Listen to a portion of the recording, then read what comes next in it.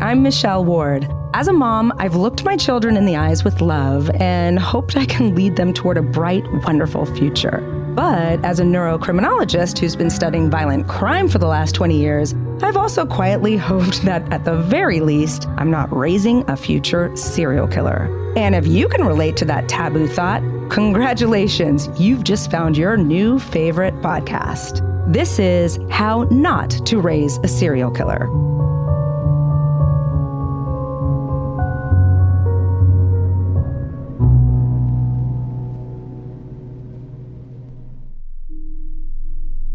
Welcome back to How Not to Raise a Serial Killer. Let's go back to the year 1985. Blockbuster was alive and well, MTV was at its highest ratings ever, and life seemed a little bit more cool. Or should I say radical or tubular. The 80s were an intoxicating time for music, movies, that's when all the John Hughes films came out, fashion, thanks Madonna, and nightlife. The tops were cut off, all the hair was much puffier than nowadays, and no one had a cell phone, really. We were rocking blazers with shoulder pads and saying things like, don't have a cow or take a chill pill or gag me with a spoon, whatever that means. Back then, things just seemed a little more stress-free. Although the 80s were considered more chill than today, dangerous crimes still occurred regularly. Kids were being taken on their parentless walks to school. There were ample amounts of money laundering and crazy drug cases. And there was a rise of serial killers. The 80s began a large wave of crime cases all over the world, and today we're going to talk about a case that is near and dear to my heart. A case that took place only a few minutes from where I live now, and it's a case that took away a young girl named Lisa Ann Mather, someone I knew.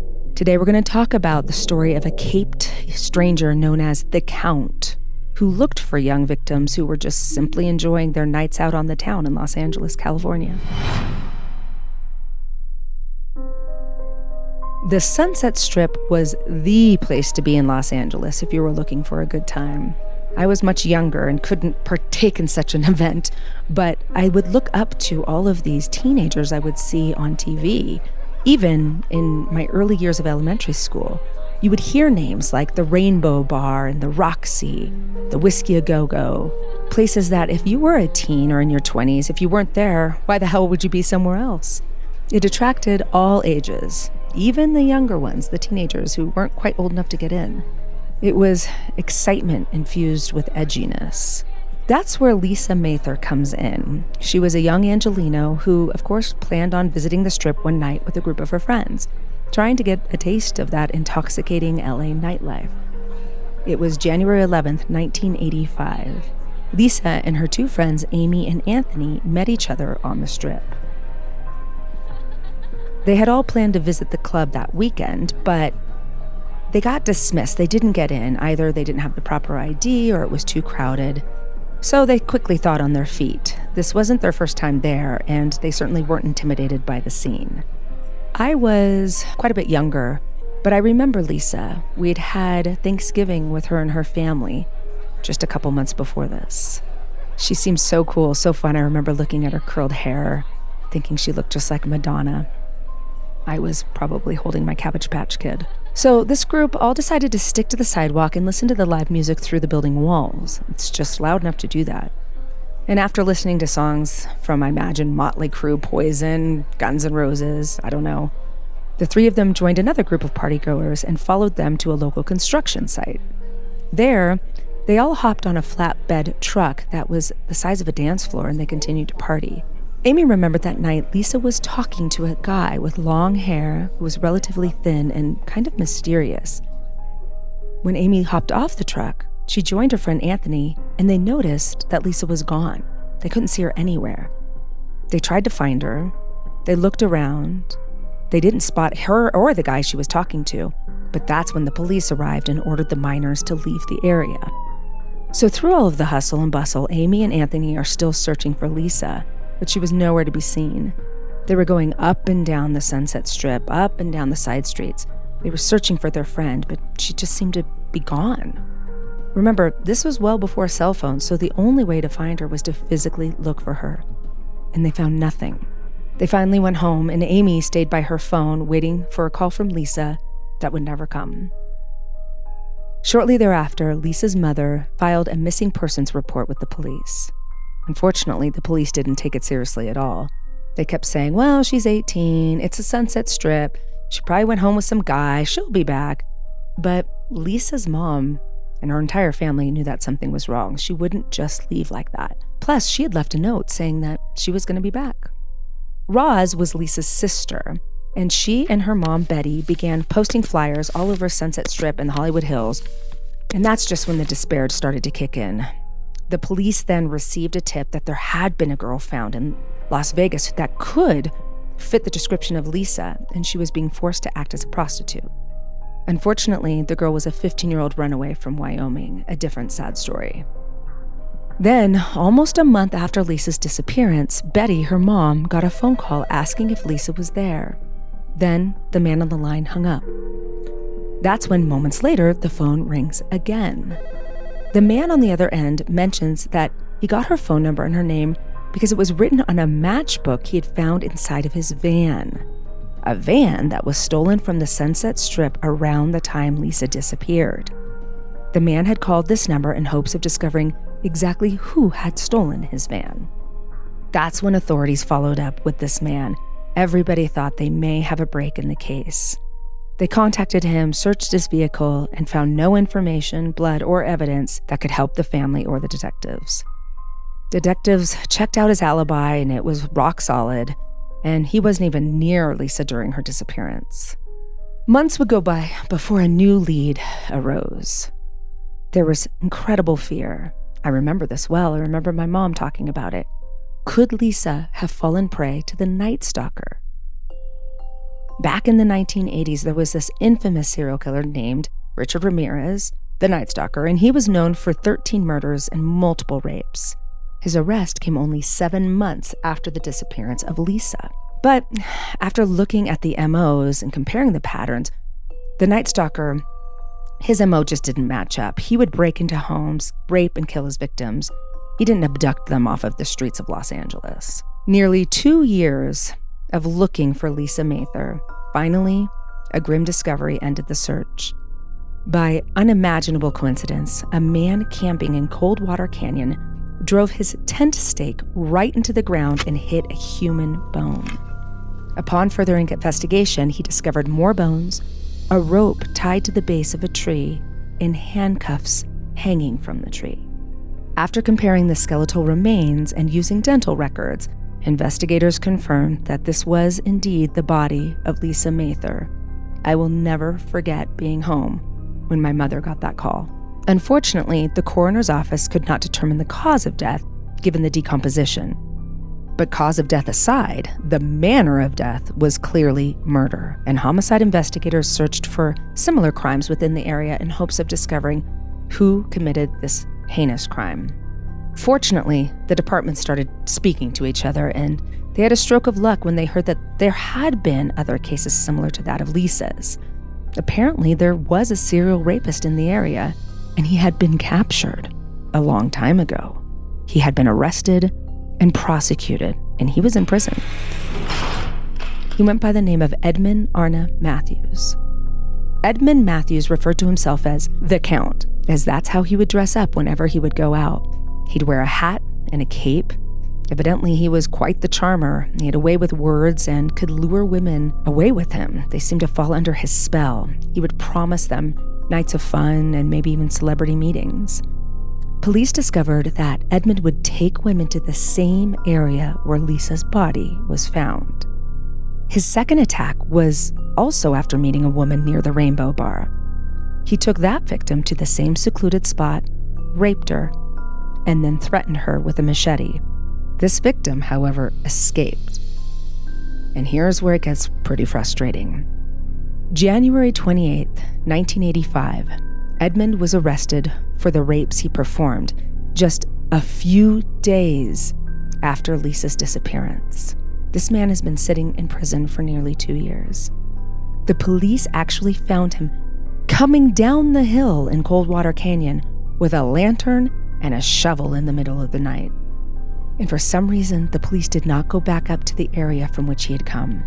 The families and investigators put these pieces together, concluding that the night the cops found him walking down the hill was the exact night that Lisa had gone missing.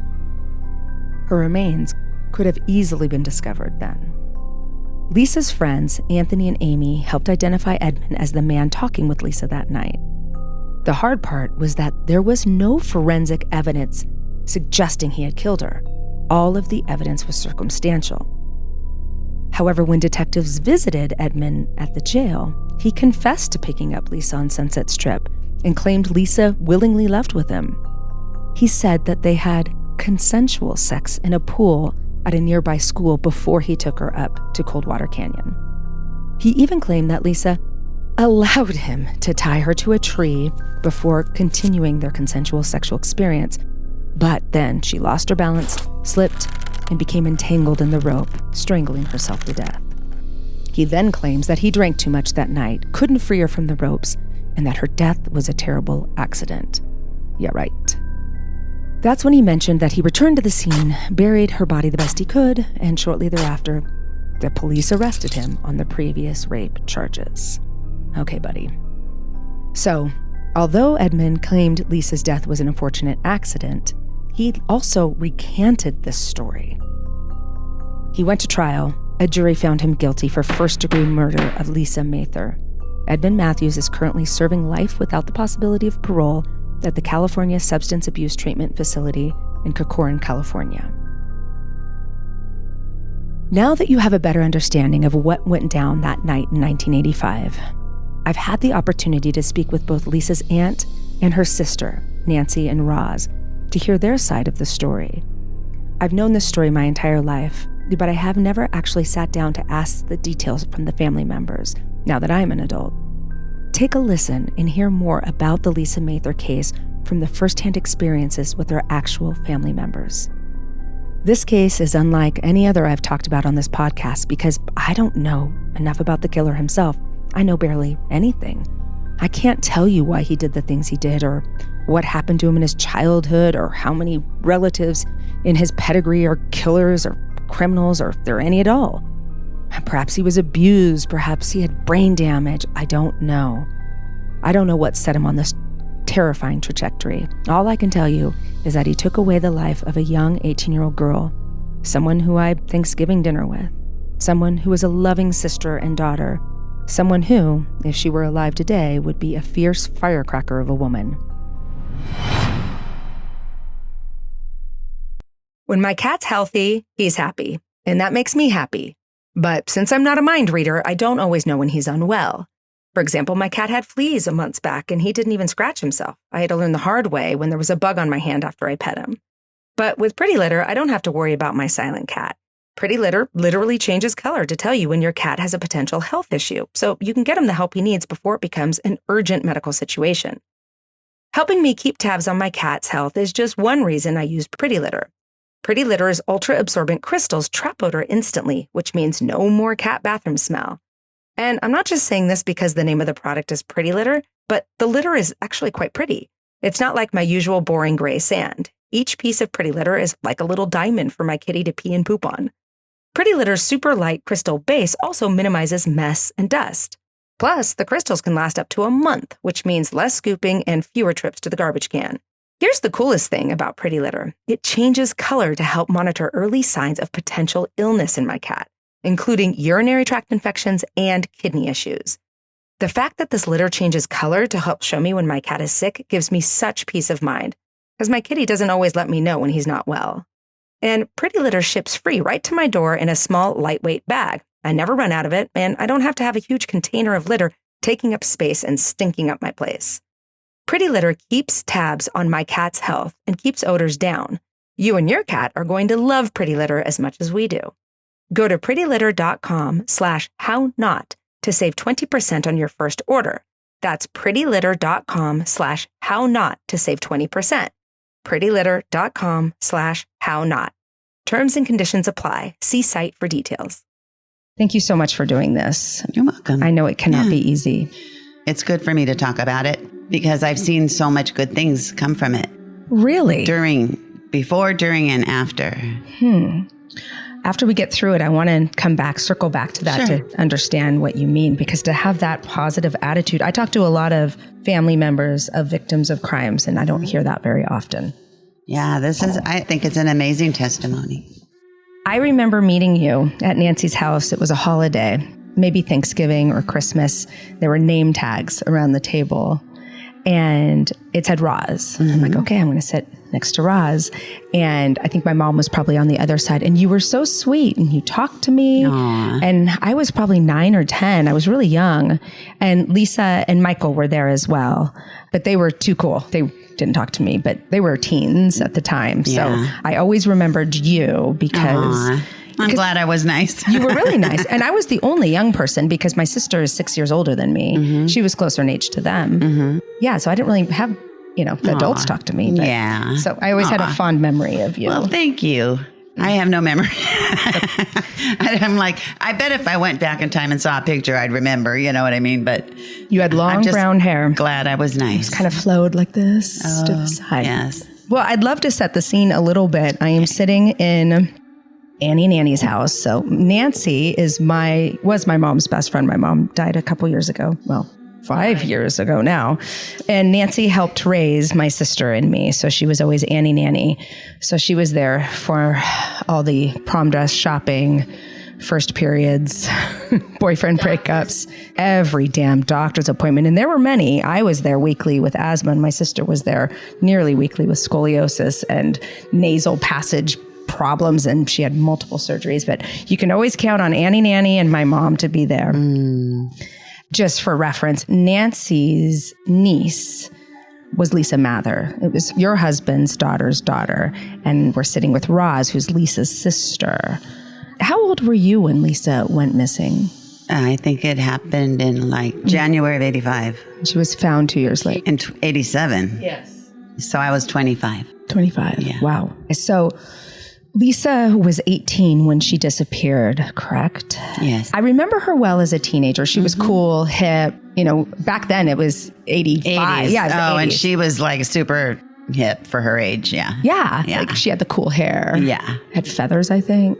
And Yeah. Curls, feathers. Curls. Great body. Yeah, I remember Beautiful the curls. smile. Blonde hair, blue eyes. Beautiful. She was beautiful. Yeah. And great makeup. And Totally. Yeah. she was hip. Yeah. Yeah. What was she like as a child? Well, to be honest, she was horrible. She was something else. But we did come to find out she had dyslexia. Oh. So when she was younger and she kicked the principal, we later understood that it was her dyslexia, and her frustration that nobody understood at the time. But then there was my 16th birthday too, and my mom had a surprise party for me, and she kind of got jealous or something because we were using her stereo, and she just took it and slammed it on the ground. Oh. She had a little bit of a temper. She was mad.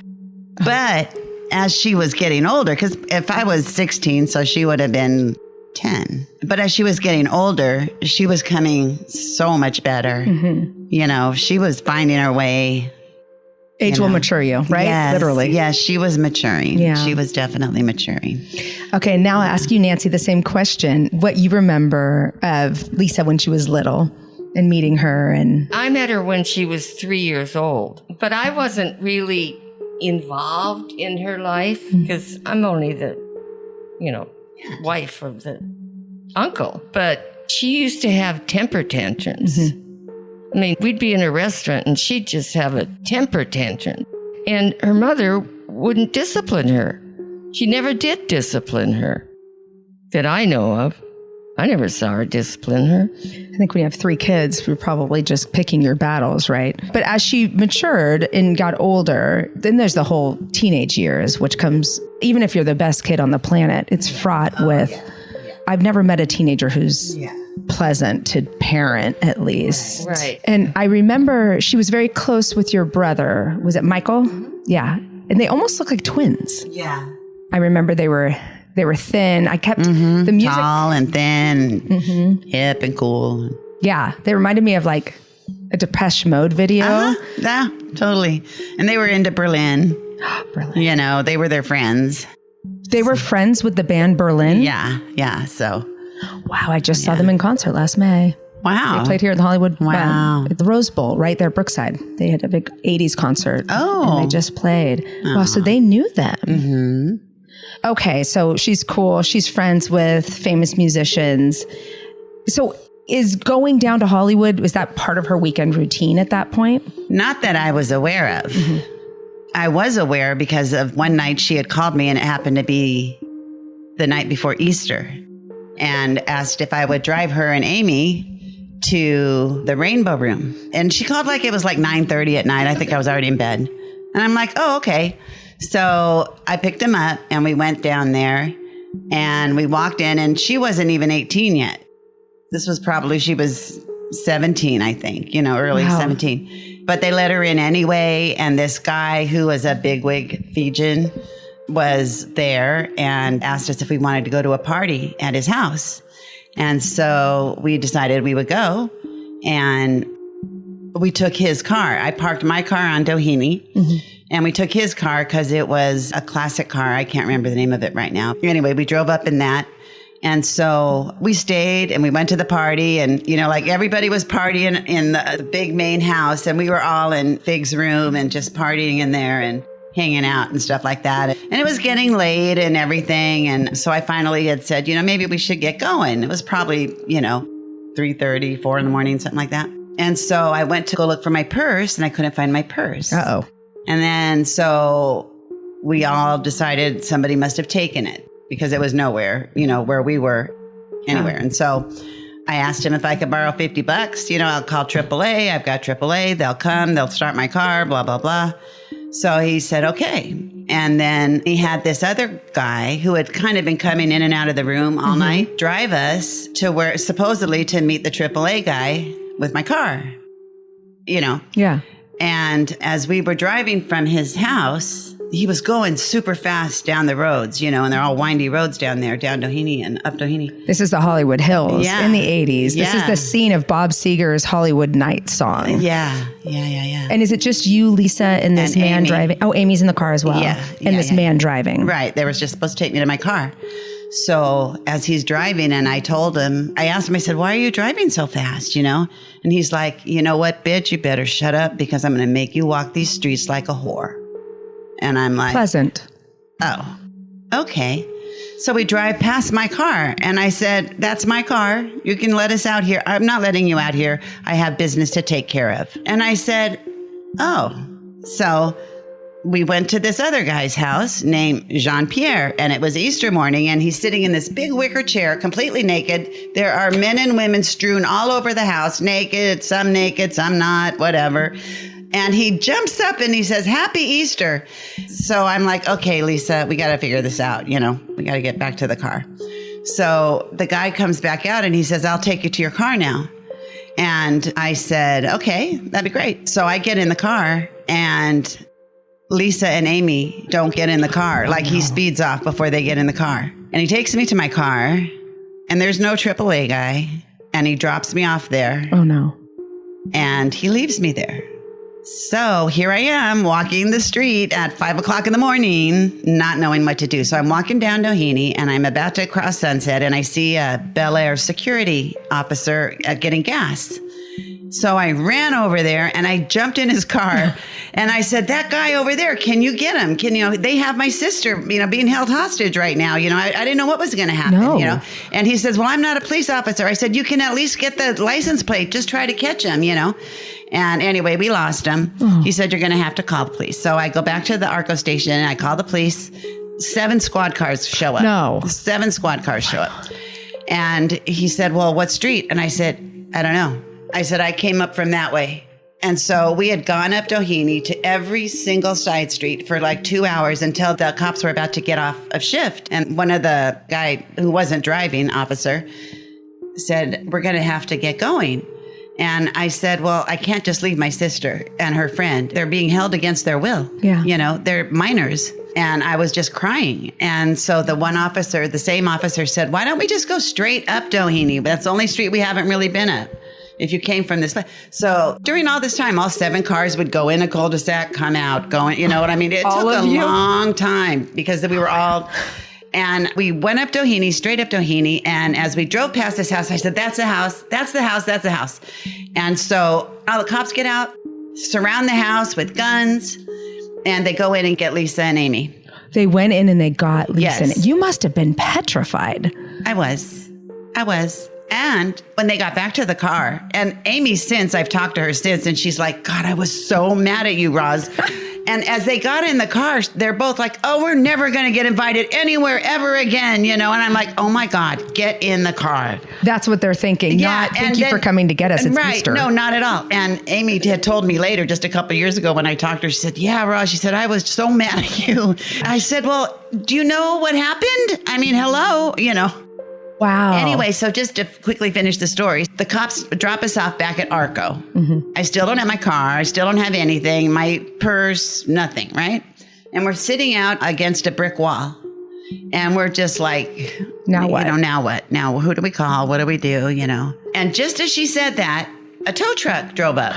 And honest to God, he puts his head out the window and he says, what happened to you? Girls look like you've been through hell. And I'm like, uh-huh. And he brought us coffee and donuts, took us to my car. Wow. Got it started for me, and I was able to drive everybody home. Wow. But that was a big thing for me to be able to go through and witness before she died, because it gave me some ideas of where she could be and who might have had her and why. I can't even imagine what would have happened. I mean, Lisa and Amy probably just would have stayed at that party and then hoped they could call your mom later to come get them. Like, what would have happened? I don't know. That's harrowing. Well, because of the way that the guy that drove us there was acting, that's what really made it nerve-wracking. Because it was a guy like him, and what's he going to do going to get drugs early in the morning at 5, it just wasn't a good scene. Anything could have happened, Wow. And Nancy, you, Maurice, your mom and dad, did they have any idea you guys were out at parties like this? No. No. Mm-mm. No. Well, I was living on my own. Yeah, you're older. I was living on my own. Wow.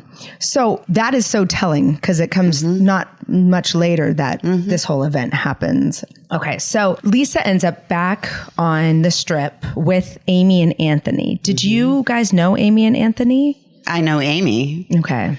Anthony said he met me also, but I don't remember. Well, you don't remember meeting me either, and I know sorry, you did. But I remember something. I'm very sorry. So, Nance, had you ever heard of Anthony? Never heard of Anthony until we were watching Oxygen, and he was a big part of it. We didn't even know when we were being interviewed by the TV station that he existed. Right. Wow. And he was a big surprise to me, and I know he was to you too, right? Yeah. Where did he come from? So, as I've read the story, and I don't know if it's accurate, they end up down there near the Whiskey A Go-Go on this night in January of 1985. And they weren't able to get into the club. You mentioned that Lisa got into the Rainbow Room just shortly before that. But for some reason this night, they can't get in. Right. And this, was it 18 and over? It was 21, wasn't it? It was opening night at the Whiskey A Go-Go for 18 and older. It was always 21 before. But Whiskey A Go-Go had been closed, I don't know, for renovations or what. And it was their opening night. Okay. And they were in line to get in. But they didn't get in. No, not because they weren't allowed in. They weren't to the door yet. Okay. As far as I understand. Another friend of theirs was there, Jill. So it was Amy, Jill, and Lisa. And, they were talking to people and doing whatever they do. And all of a sudden, they realized Lisa was gone. She wasn't with them anymore. And one of the, Jill or Amy, said to the other one, "Where's Lisa?" And they were looking around for her, and she was gone. She just disappeared. I read that they were outside listening to the music. They could hear it from the outside, and everyone was dancing. Somewhere I read they were on the back of a pickup truck. Well, they showed that in the... Is that accurate? Because TV can get a little inaccurate. Yeah, they were dancing in the back of a flatbed truck. Oh, okay. And they basically said what you just said, Nancy, that they were like, wait a minute, where'd Lisa go? They saw her talking to this guy. Okay. And so Amy saw her talking to this guy on the corner. And so they didn't think anything of it. And they just went up and were dancing in the truck and stuff like that. And then when they at some time came back to and realized Lisa wasn't talking to that guy anymore, and they went looking and they didn't ever find her again. So she's talking to this man. They see it, and that's the last time they see Yes. her, but they remember him. Yes. So what do they do then? I mean, this is before cell phones, and going out late isn't that unusual for teens. So what do they do once they realize, shit, where's Lisa? I think they just figured maybe she went out, maybe she went home with a guy, or maybe she dated or hooked up. I don't know. Maybe she's whatever, but they figured she was okay. I don't think that they really thought there was foul play. Okay, so then... I think they thought that Lisa went with somebody on her own, which maybe she did, get in the car with him. Who knows? Well, from what I've read about him, he sounds like he's kind of a forceful, manipulative person. Well, you think. I mean, he kind of sounds like a monster. But so now everyone goes home without Lisa. Do they call Betty? Do they call your mom right away? Or do they wait? When does Amy call you guys and say, hey, where's Lisa? Or we haven't found Lisa. Or do you guys call Amy? I didn't. Okay. I didn't. It was really up to my mom because she was... Yeah. I mean, it was up to me too, but I mean, I felt like she would come home. Well, and let's set the scene a little bit. She's 18. She's technically an adult. Yeah. It's the 80s. Right. People are partying. Right. It was a little wilder. I've been there. I've done that. So, And not coming home one night is not I Right. mean, the end of the world. If you think about a lot of 18-year-olds are off in college. They're not going back to their dorm room every night. Right. I remember you calling my mom, and I remember sitting there and mom saying, Lisa's missing. Lisa's missing. And for me, this is also the age of milk cartons and kids on the back of milk cartons. So for me, it meant that somebody kidnapped her, like grabbed her off the street. Kids are so literal. And it was so jarring. I was, I think, 9 or 10. And I was thinking, oh my God, we all have to go out and look for Lisa. Like you would a lost pet or a child. So I know the timeline's a little fuzzy, but eventually your mom files a missing persons report. I don't know what happens from then on. Take me from that point forward. Well, at first, the detective or the officer that she talked to wouldn't file a missing persons report because she was 18. And because they said, this happens all the time, kids run away, blah, blah, blah, blah. So they wouldn't really do it at first. It took a lot on my mom's part to try to get the detective that ended up doing it to file the report. They had their own leads. They never asked me. I had my own private investigator, and my mom was seeking out psychics and people like that, all that kind of stuff to get her answers. And we didn't talk a whole lot about it because in my mind, it was like, until I know differently, I'm just going to consider that she's going to come walking through the door, one day. But until then, I'm going to keep looking. So I wasn't like dwelling on the super negative, like I needed to be able to function too. I went to all those places that I knew of that I went to that party with before, talked to the police about all those people and said all of them are possibilities, Did you guys go interview any of those people you had been with during that party before? I don't know if they did. I gave them all the information that I knew, but they wouldn't tell me if they followed up or anything like that. So what did you think had happened to Lisa while she's missing during these first few weeks? What did you believe was the real fate? We really didn't know. I just totally chose to think that she's okay. She's okay. Yeah. How about your mom and your dad? Well, I thought my dad was a suspect. I really did, Thought my stepdad was. My stepdad. I should be clear about that. Yeah. And it wasn't Lisa's father either. So. Oh, Wally wasn't there? No, Wally was not their father. So this is the third. Okay. Third father. Okay. Their dad died. Yes. I remember now. I remember. Yeah. So no one knows what to think. Everybody's holding out hope. Well, she hired Cher. Not Cher, Not the singer. Oh, okay. The psychic. A psychic named Cher she hired. Oh, yeah. She was really well known about the world, but in the United States, she was the psychic to go to. She said that she saw Lisa in a car or a truck, and she went to Children of the Night. Remember that organization? I just interviewed the woman who set it up. She was getting her PhD at the time studying children who'd been sex trafficked or working as sex workers. And some of the girls she knew were victims of somebody I was covering, the Hillside Stranglers. So I had a really long conversation. This woman's a saint. she's a saint. But okay, God, my worlds collide. So Betty went and talked to the people organizing the Children of the Night. Yeah. She really fought for the 2 years to find Lisa. Mm-hmm. I mean, she went pure white overnight. She was a redhead, Betty. And she went, Lisa's mom. She went pure white overnight. I remember coming home from school, I would frequently say, Mom, did they find Lisa? Did they find Lisa? Because, when you're a child, it's so scary. Mm-hmm. It's every parent's worst nightmare. Yeah. And as a child, it's like, it's just so unbelievable. And it feels like it can happen to you. But actually, this one's for you because I remember coming home and asking again. And you were there with my mom and you told me a story that was so bone chilling to me. You said, Betty got out of the shower and saw her own reflection in the mirror, but she thought it was Lisa. She didn't realize it was herself. And she's like, Lisa, you're home. And I don't know if you guys remember that, but I remember it like yesterday, like that feeling of coming out because you're discombobulated. The mirror is all fogged up. It ended up being her own reflection. But for a split second, she thought it was Lisa. And she was just so inconsolable after that. And now that I'm a mom, I'm like, I can't even imagine waking up every day. It's one thing to lose a child, which is the worst pain you can go through, but it brings a whole different level of panic, horror, and despair to not know what happened to that person, to that child. Yeah. I can't imagine what that was like for those 2 years. And not that it felt any better after you knew, but at least there was an answer. So days turned to weeks turned to months, and still no leads. What happened then? Because there did end up being some red herrings and dead ends, right? Yeah, the police found a stolen van, and in the back of the van on the match cover was my mom's phone number. How did that get there? Written by Lisa, we assume. Wow. It looked like Lisa's writing. Was this mere coincidence? I don't know if there are any coincidences, but... This van was not the van used to abduct I don't her. know if well, it could have been. It could have been. So, I did not go to the trial, so I don't know if that came out in the trial that he used that van. But apparently she was in that van because she left the phone number on a match cover. And that guy... But that owner of that van was not the suspect. Right. So the police are thinking, this could be the van. But that van had been stolen. Right. And the owner of the van had an alibi. Is that correct? Mm-hmm. But we don't know who was driving the van when Lisa wrote that phone number in there. Right.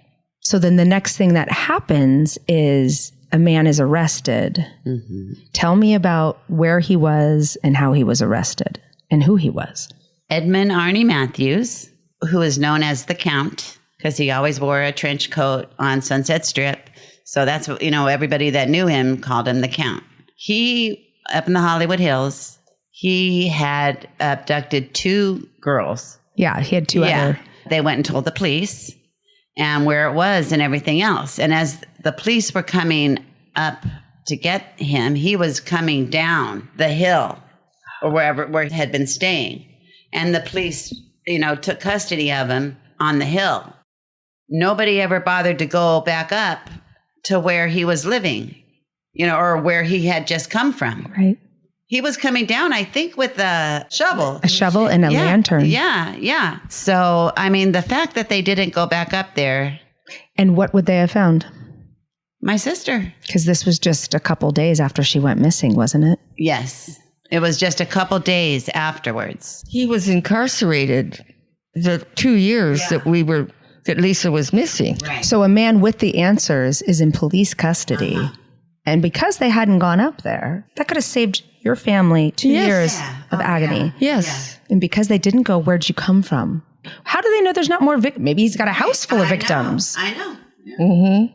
Oh, this is not the first time I've heard of shoddy police work. Wow. Well, he was arrested for the rape of the 2 other women. They had no connection with Lisa and him at the time. But this is the Hollywood Hills, right? Lisa's been missing from that area. Yeah. Maybe there are other girls too. It's not unheard of, but wouldn't you connect the dots? Yeah. One would think. Yeah. So he doesn't admit anything about Lisa or anybody else when he's arrested. No, he never says a word. Does he go on trial for the rape of these 2 girls? No, he was, no. He just pled out? He was just arrested. He was in jail. But at least he's off the litigation. street. Yeah, yeah. So take me through these 2 years. It must have been mental torture and agony. Yeah, of course. You know, my mom was looking and I was looking, and my brother was just brokenhearted. We didn't know who to believe, who to trust, and everything. So we were just looking in different directions. I was going with what I knew and what I saw and what I was praying for and hoping for. And she was going her way, you know, looking for answers and keeping on looking and continuing to bug the police and, Yeah. you know, have them do something. So tell me about how they eventually find your sister. I love this story. This is my favorite part of the story. Okay. A homeless guy, a homeless man. And I had his name and I tried to get in touch with him and thank him years later, but came upon her body as he was in the Hollywood Hills. And so he had the fortitude to go to the police. You know, he had to walk to the police. There was no cell phones and all of that. You know, he went and he said, I found a body. Wow. And when they went and got that body, somebody, finally, the light switch went on and they recalled that this was near the place that they arrested Edmund and put 2 and 2 together and asked him. You know, they interrogated him. Wow. And he admitted it. And he admitted to the whole thing, details, you name it, every gory detail and everything else. And then he recanted his testimony and he said, I said all that under duress. You know, so that's why there had to be a trial. Did you learn anything from his initial confession about what happened to her that gave you closure? I mean, nothing that would give us comfort, you know. Oh, she I mean, tortured for 2 days. He tied her to a tree up off Mulholland Drive, and she hung there for 2 days. And he'd come and go, and then he finally killed her. he had put socks in her mouth, you know, to keep her from screaming and stuff like that. And apparently what he said, his defense was that she was struggling so much trying to get free that she killed herself, that she choked, you know, and broke her neck because of that. Bullshit. So, yeah. I've seen enough of these. I've seen enough of these wackadoodle stories they make up. You know, he talked in his testimony about having a machete. There was evidence that he used it. So he's just a bad dude. Why do you think he killed her and not the other ones? Do you think she fought harder? Yes, I'm sure. That's why I wanted to establish who she was. I mean, and you know, and I love that you did that, because her fiery spirit from a child, I know she fought back. She was no cream puff. You know, she was tall and beautiful, but she was strong, very strong. And I know she fought. He wasn't going down without a fight. No. Nance, you went to the trial. I did, yeah. Tell me everything you remember about the trial. Well, I only went for one day, but I'll never forget him. I mean, he turned around from the table and just stared at me. Because he knew you were her aunt? I don't know if he knew who we were. My mom and dad were visiting from Wisconsin with us, and the three of us went to the trial. They were going for the death penalty, but somehow it got turned around where it went life without parole, which he's still serving. But he was, just scary. I mean, you have somebody that looked like him. I mean, he just looked... He looked like the Count? Well, I don't know what a Count looks like. Yeah. I imagine scary, right? You think of the cape. I mean, he just had these evil eyes and just, And then the defense was going to come the next day because the prosecution, whoever they were. Prosecution had wrapped up. Its defense is going to open. Yeah.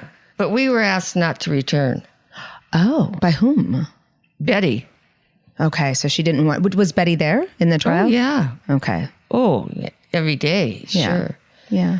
But we got home and I got a phone call from her saying, she told me that the prosecution said not to have us there. I wonder why. I don't know that they paid any attention to that like I did, but from my understanding, they were going to bring up a lot of questions about Lisa. When she didn't want you to hear. Right. Okay, that makes sense. I've seen that before where it's just too sensitive. And some of it's not true even when they bring it up. When the defense brings it up, they try to slander the decedent. And I can see why Betty wouldn't want you there. Did you learn anything about Edmund's background? Do we know anything about him, where he came from? Who was he? right? You know? Because I'm trying to understand how he became this monster. Because that's the whole point of this. It's not just to let people hear a creepy story. It's to try to understand how this could have been prevented. Where did Edmund go wrong? Was he always a bad seed? Was he becoming emboldened because he got away with it with 2 other girls? And he became a murderer once he found a girl he couldn't control? You know, there's so many layers to this that has anyone spoken to him since he's been incarcerated? Anybody from your family? No. Have you ever had an urge to talk to him? What would you ask him? I thought about it a lot, you know, and someone told me I probably shouldn't go, you know, but I don't know. I guess I would see when I get there, you know, what I like. Obviously, why would you do that? Or Yeah. Or what kind of person are you? And what did you do before? And did you know Lisa before?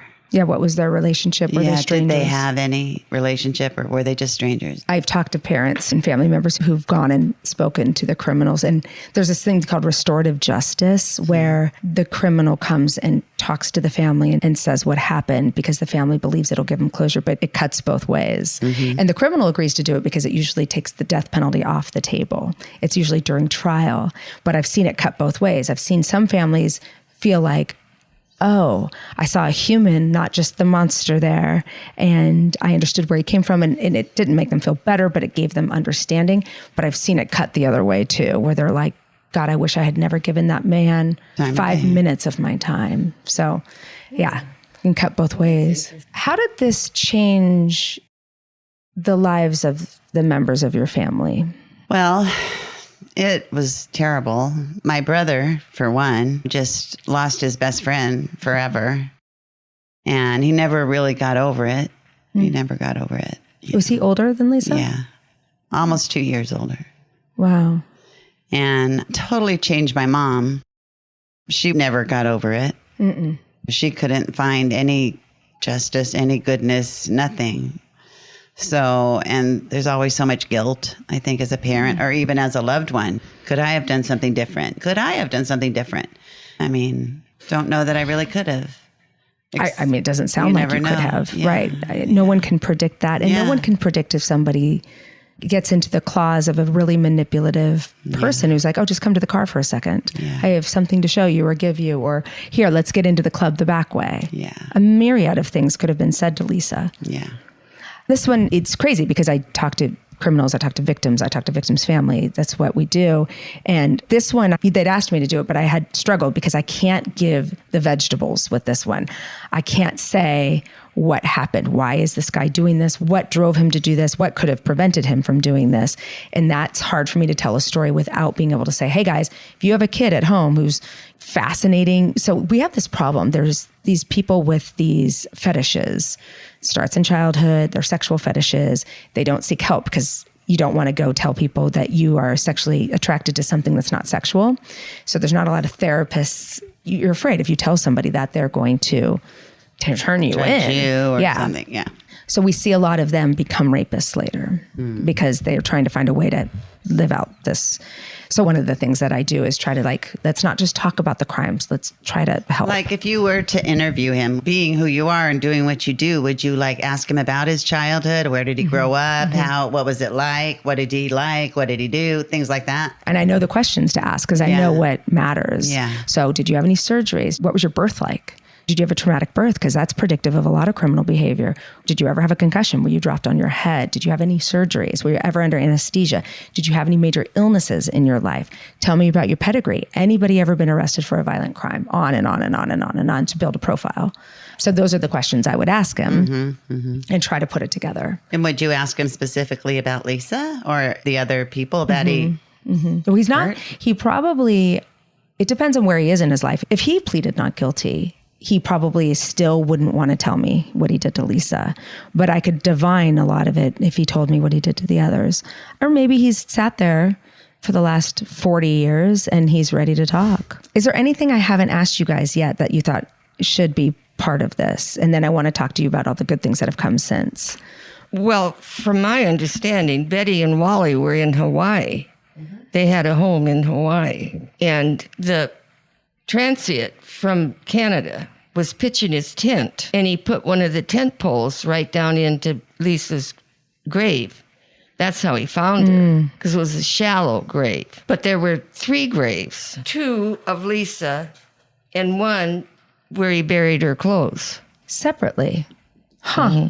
Maybe he thought he was going to move her, come back for her. Anyway, that's how she was found. She probably never, ever would have been found had it not been for this transient. Yeah. Because it's so vast up there. Like that exact spot, he puts a stake in the ground or a shovel in the ground or whatever he did. What are the chances? I tried to hunt him down. I mean, I looked, I found out his name, and I can't remember how, but I got his numbers or got people with his name and numbers, and I just never was able to actually find him. But I wanted to find him, and I wanted to thank him. Yeah, because he really brought some sort of closure. Yes, yes.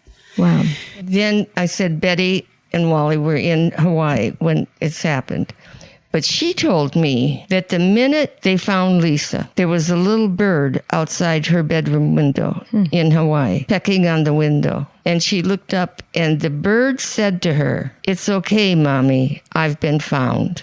Oh my gosh. And of course they packed up and came right home. But she said there was a little bird pecking at the window and she looked up and the bird said, "I'm okay, Mommy, I've been found." Wow. Oh, the morning she was found, I was staying at my mom's house with my then fiance. And I got the call from the detective. And he said, I need to talk to your mom. And I said, well, she's not here. Can you tell me? And no, I need to talk to your mother. So I said, okay. So I gave him the number in Hawaii and he called her. And then she called me and told me that Lisa had been found. How did you feel? I was very sad. I was really sad. I wanted to believe that, That she would be found alive. Yes. I mean, I thought maybe she ran away with some French guy and is living in France. You know what I mean? I made up all these things in my mind. Even though I had all those other experiences that were telling me otherwise, I chose to think the best until I knew. And that night, the camera crews and everything came to where my mom's apartment was, and they all wanted interviews and stuff. And I'm like, I can't. So I sent my then fiance out, and he told him, there's no comment from the family at this time, and blah, blah, blah, blah, and stuff like that. And it's just so heartbreaking, It's like, where do you go from there? Yeah, Because no matter how unlikely it seems that she's okay, it's self-protective to hold out hope. Oh, right. Total chills. Yeah. You don't want to go through mourning her death and thinking of what happened to her when you don't have to. Right. But then at that point, you have to face that. Yeah. How was it for your mom? Did you see a shift after that for her? I mean, it just got harder because then there was the trial. And she had heard the full confession. She heard the confession. Yes. So after hearing that, and then the guy saying, I was under duress, I made all that stuff up. It's heart-wrenching. So, Roz, you mentioned good things came from this. What do you mean? Well, I mean, just the fact that that guy came and found her body. That's incredible. I mean, that's why I think there's really no coincidences. I think some things they're meant to be, Yeah. No. All right. Thank you. Thank you to both Nancy and Roz for coming on the show and telling your story. And thank you for listening to another episode of How Not to Raise a Serial Killer. How Not to Raise a Serial Killer is a Cloud 10 media production, executive produced by me, Dr. Michelle Ward, and Sim Sarna. Our music was created by Josh Cook, with artwork provided by Brian Stefanik. Follow us on Instagram at How Not to Raise a Serial Killer and on TikTok and Twitter at Hentrask. That's at HNTRASK. If you like our show, do me a favor and rate and review us on Apple Podcast, Spotify, or wherever you get your podcasts. After all, if more people know about the show, maybe fewer kids will turn into serial killers. Who knows? Thanks so much for listening. See you next week.